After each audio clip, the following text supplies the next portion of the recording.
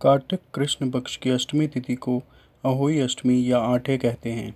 अहोई शब्द का अर्थ होता है अनहोनी को होनी बनाना। यह व्रत करवा चौथ के 4 दिन बाद किया जाता है।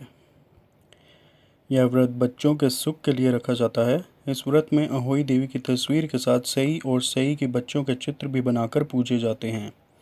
अहोई अष्टमी व्रत के अंत में करवा चौथ व्रत की तरह कथा सुनना अनिवार्य होता है।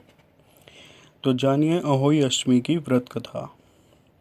एक समय की बात है, किसी गांव में एक साहूकार रहता था। उसके 7 बेटे थे।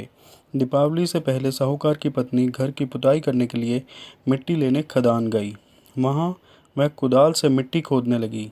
दैव योग से साहूकार की पत्नी को उसी स्थान पर एक सेही की मान दिखाई दी। अचानक कुदाल स्त्री के हाथों से सेही के बच्चे को लग गई, जिससे उसकी मृत्यु हो गई।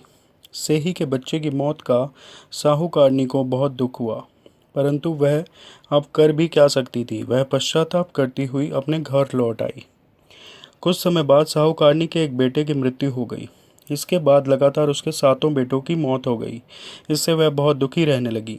एक दिन उसने अपनी एक पड़ोसी को सेही के बच्चे की मौत की घटना कह सुनाई और बताया कि उसने जानबूझकर कभी कोई पाप नहीं किया। यह हत्या उससे गलती से हुई थी, जिसके परिणाम स्वरूप उसके 7 बेटों की मौत हो गई। यह बात जब सबको पता चली तो गांव की वृद्ध औरतों ने साहूकार की पत्नी को दिलासा दिया।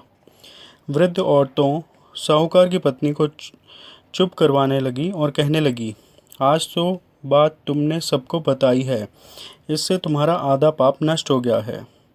इसके साथ ही उन्होंने साहूकारनी को अष्टमी के दिन भगवती माता तथा सेही और सेही के बच्चों का चित्र बनाकर उनकी आराधना करने को कहा।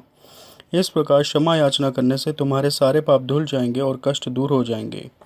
साहूकार की पत्नी उनकी बात मानते हुए कार्तिक मास की कृष्ण पक्ष की अष्टमी को व्रत रखने लगी। वह विधि पूर्वक पूजा का क्षमा याचना करने लगी।